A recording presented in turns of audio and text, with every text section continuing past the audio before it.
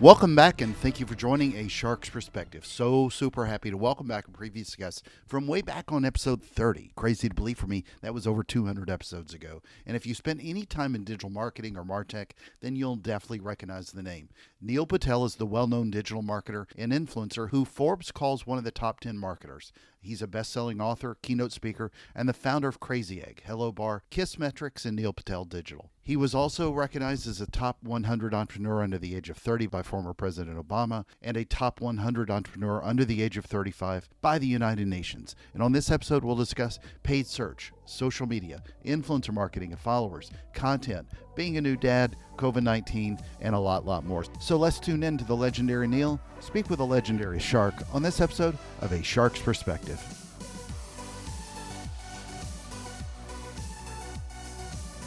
Well, Neil, thank you so much for joining us again on A Shark's Perspective. It's been a bit, roughly for me, 200 plus episodes ago since you were on the show.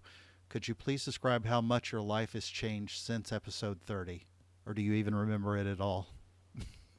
So because of COVID-19, my life really changed a lot, and more so at home all the time with family. Business isn't as good, of course, because the economy is just not as good. But,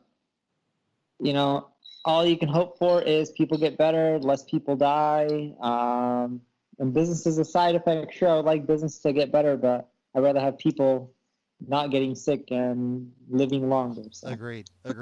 Well, let's dive into sort of the topic, business as it is today, especially with paid search. So you and I live a lot in the digital performance marketing world, and I remind people all the time to take advantage if they can from a budget standpoint, that protects their employees and level of service to their customers, that it's more important than ever to really be present in paid search when someone is searching for your brand, by term or for a particular service, even if it's non-branded. Clicks are generally a lot cheaper today than it was before, with so much more inventory and a lot less competitors in the market. What are your thoughts on paid search during this sort of asterisk of a year? I think paid search is so much cheaper because of COVID. There's so much opportunities in it. It's now becoming much more affordable. I don't think that's going to last forever. We're already seeing the cost per click to go up. But if you can spend $1 and make $2, $3, $4 and it's profitable, you should do it all day long. Yeah, I agree. Well, Google's ad revenue, their decline is, fallen off a cliff for the first half of the year. And they're attributing it primarily, at least from what I believe and what I've heard, is the loss of significant travel ad spending in paid search. Yet still, Facebook and Amazon ad revenues are are continuing to grow, not at the anticipated pace they were earlier, but it's still growing. I'm curious, how much of this do you think could be I'm going to call it sort of a permanent-ish change versus just a temporary COVID-19 where we're trapped in at-home type change? And I don't necessarily mean with travel revenue, but the reason I ask that way is that I'm curious to your thoughts on how much of consumer habits have changed as a pivot versus a permanent change to the way people respond on digital ads on those channels. Yeah, so I think it's not going to be a permanent change. I think it's going to be much better within 3-4 months. Whether their COVID kicks back up again or not. And the reason being is people are getting tired. I have some friends who went on flights and they're just like, there's so many more people on the flights. Sure, there's less routes happening each day. That allows the airlines to operate more profitably, although they're still probably losing money because less planes, you can fill up more passengers per plane. Heck, I even had someone tell me, the airlines were saying that they were going to give the middle seat, leave it empty. And they were on a flight with a middle seat that was full, and almost all the middle seats were full. The point I'm trying to make is it'll end up coming back. You're seeing companies like Eventbrite, their CEO saying that they're seeing signs of recovery. People that go to events, they travel to go to these events. So I think all of this is temporary, and you're going to see travel and everything go back. If you look at Airbnb, they went from saying that, hey, we're raising a lot of money, things are bad, to hey, we're now considering going public in 2020. Well, when they weren't considering that before, right, because of COVID. Good point. So one of the issues Rand Fishkin, I know when he and I were last speaking at physical events, and I know he's been talking about it over the last year frequently, is clickless searches. And I've seen this happen a lot where people are putting out ads and people are not clicking on them. As you know, they'll go search for it directly. But are you seeing the same thing? Are you going about some sort of remedy for what you do and for how marketers should really approach how to position themselves in lieu of what's basically becoming well, maybe not a clickless search world, but obviously we've seen a change in the way those ads have really performed. Yeah, a lot of the times when people don't click, it's for queries that in many cases didn't drive revenue, like what is the weather in Los Angeles, California? Mm-hmm. Or what's 2 plus 2? Someone looking for answers. It wasn't necessarily commerce related terms. So I wouldn't look at more so how many clicks are going to results versus not. Sure, they're taking some away, but at the same time, the percentage of people using Google is going up. More people are going online, more people are searching. And also on top of that, we haven't seen a decline in money-based keywords. What I mean by that is like people looking for services. We're still seeing them click through heavily. We're still seeing people click through heavily for people who are interested in buying products like e-commerce. Where we're seeing less clicks is people just looking up and researching. Mm-hmm. Many cases, those people looking at researching, they're not buying anything. Sure, you're losing a little bit of ad revenue if your site's filled with banner ads, but in general, the majority of the web that makes money is not from that. It's mainly from it's mainly coming from things like commerce, right? Like the amount of money that's being spent on commerce is ridiculously high, and it's just going up. Only roughly 12% of online commerce is done online. So just think about how much more is going to move toward online in the next 3, 4, or 5 years. Oh, agree. So how are you looking at content today, especially as it plays a part with paid search? Or what kind of advice are you giving to optimize your content so that it performs well with optimizing your paid search type traffic or paid social as well? So what we're doing on the paid is we're not optimizing paid to help the organic or anything like that. We are optimizing paid by giving content first. And here's what I mean by that. There was a case study that Google did with Olay, the skincare company, Mm-hmm. and Olay was bidding on the term remove dark circles under eyes, right? And what they would do is they would just drive you to a landing page that had a product that showed a product that you can buy. Olay ended up changing that campaign to an article that taught you, how to get rid of dark circles under eyes and what causes them. And they broke down the information, they broke down how to get rid of them, and they also said, oh, by the way, you can use our product to do that. Their cost per clicks went down, their quality score went up, their conversion rates went up. So I look at paid and organic as very similar, in which, yes, one you pay, one you get free, but I look at it as how can you educate, and sell within the education. Such a great point. So, post COVID-19 recession, with what we're going to emerge out of, a lot of businesses will continue to struggle with, flat revenue or just not what they wanted to get to. What are some of the most important things you'll be guiding your clients on as either a new or renewed focus as we come out of this, especially when many of them may not be doubling down on their marketing budget, where a lot of them will necessarily pull back, whether it's with people or it's with ad spend or anything else. But I'm curious what your thoughts are on, what's the recipe you think we'll be using to emerge out of this with marketing and advertising? Honestly, I don't think the recipe's changed from when we were pre-COVID. The only difference is user patterns, and I think it's temporary. Whether temporary means 3 months, 6 months, 9 months, I actually think it's going to be the exact same way that it was pre-COVID. I'm so glad you said that. And we're seeing the same thing already right now. We're already seeing a recovery. The tactics that worked pre-COVID are working right now. There's not much of a difference. I'm so glad you said that because I think the same way, and I just wish more people would say it as well. So how are you looking at all the channels today? I guess moreover, how are you thinking about an omni-channel approach versus what you would have necessarily thought about a few years ago? How much of that is sort of marrying a lot of the tactics across a lot of the paid media channels with organic channels and social posts as well? Everything is the same. We're not seeing any difference in how we do omni-channel, how we're marrying things. Like literally nothing has changed for us. The tactics are still the tactics, the strategies are still the strategies. The only real difference is cost to do paid advertising is just way cheaper.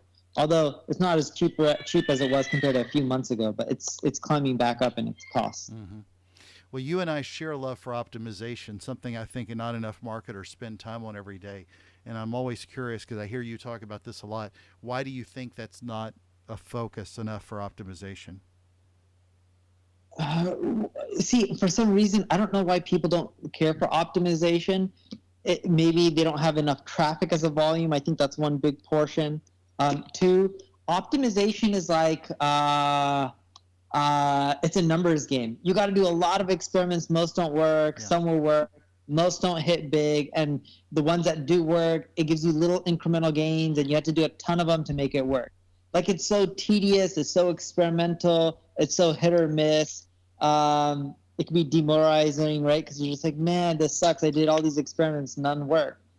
And I look at optimization as it's like it's not sexy because of that. Versus like, oh, it's easier to spend $1 and just get some clicks to your website, right? Like you're guaranteed to get clicks. You may not get sales, but you're guaranteed to get clicks. You do some optimization or tests, you're not guaranteed on anything. You're usually guaranteed that it's most likely going to fail. Well, that kind of brought me down.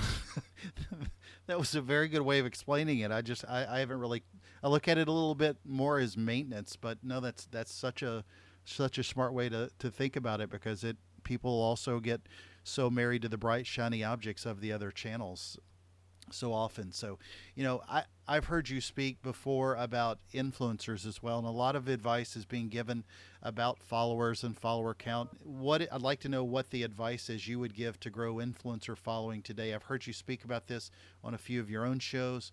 Are you going to be moving a lot of your content to TikTok and doing shuffle dance tutorials? Are you, what are the social channels for growing your following that really interest you today and how to do it?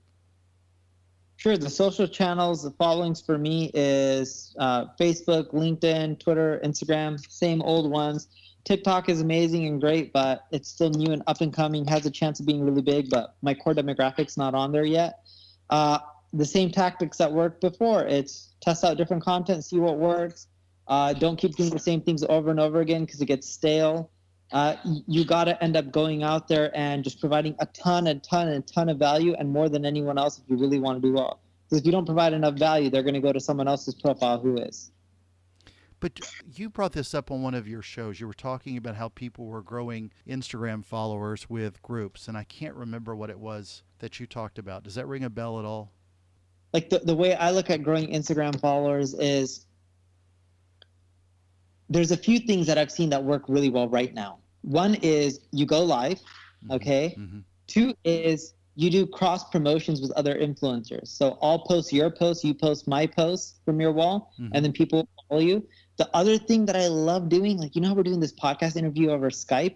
I found this actually to be the number one growth hack is I'll go with other influencers and we'll go live together and interview each other. And you'll be shocked on how many their followers will follow me and my followers will follow them. It's actually one of the best ways I've seen to grow my follower account on Instagram.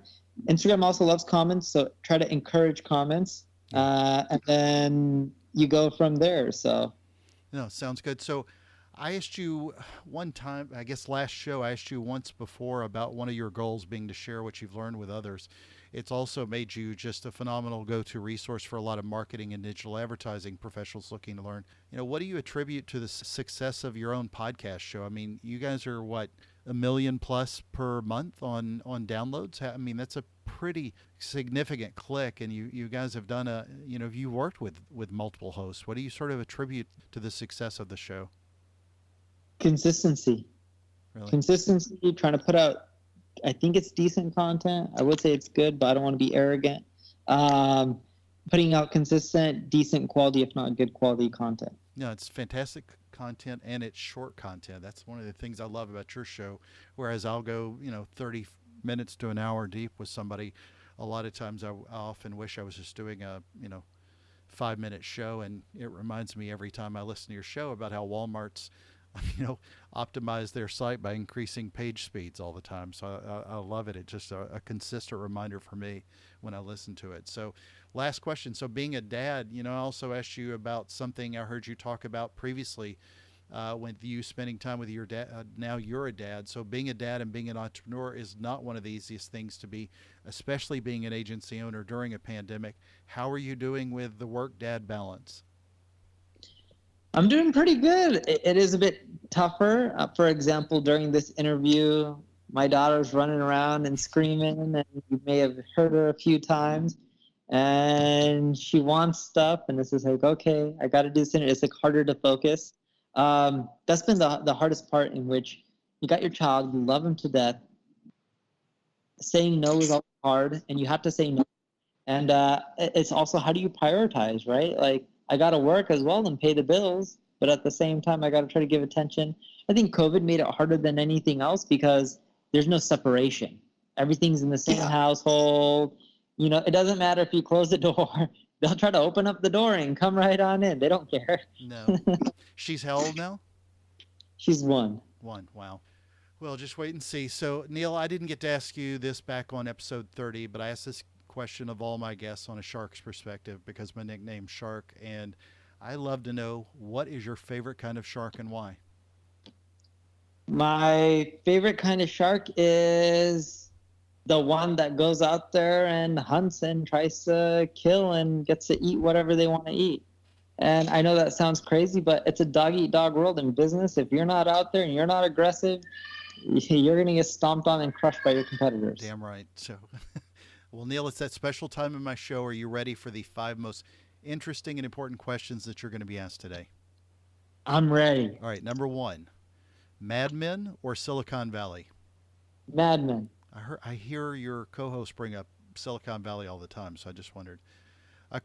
Number 2, a question on where you, Neil Patel, would go to get marketing advice. Gary Vaynerchuk or Damon John from Shark Tank? Gary Vaynerchuk. Why so? It's easier to follow his formula if you're average Joe. I'm not saying Damon's not good. I'm just saying Gary's model on social media, most people are on, and he teaches you how to just bust out your phone, produce consistent content, and get views. Good point. Number 3, paid search or paid social? Both. Whatever is cash flow positive, I spend as much as possible. I'll be paid anything as long as it's profitable and ethical. Good man. Number 4, and you just recently moved there from the other, Los Angeles or Las Vegas? Los Angeles. I'm tired of scorpions in my house. No, too funny. Number 5, and the most important question that you're going to be asked today is biscuits or cornbread? Biscuits. All right. I was born in London. You were born in London. Okay. Good man. So, Neil, Biscuits. well, where should people go out to find out more about you, keep up with the podcast, what you're doing, the virtual events and the live events, and more? NeilPatel.com. You can also learn about my ad agency at neilpateldigital.com. Neil, thank you again so much for being with us today on A Shark's Perspective. Thank you for having me.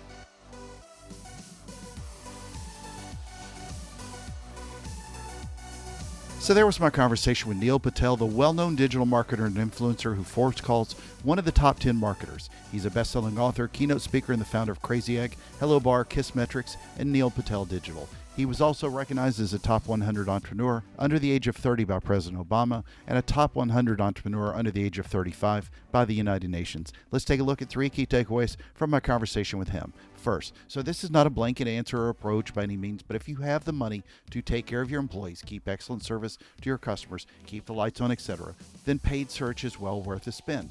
Clicks have been down because of COVID-19, and a lot of your competitors have pulled out of the market. And again, when I say blanket approach, that also means you need to look at the messaging in your ads. But take advantage of being front and center if you know that your customers are searching for a product or service. If they're searching for something, especially in what is a down market, then understand that their intent to purchase may be higher depending on the use case.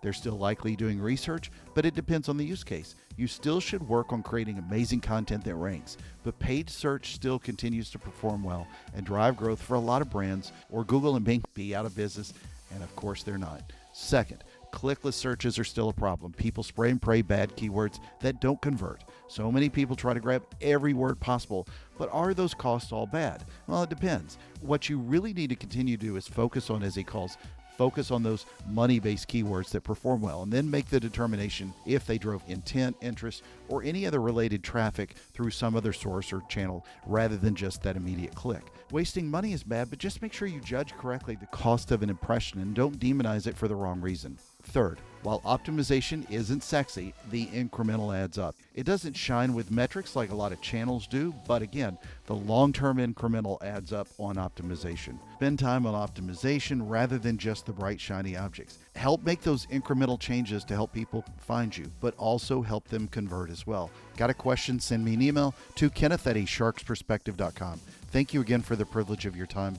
I'm bullish on our future. How about you? So join us on the next episode of A Shark's Perspective.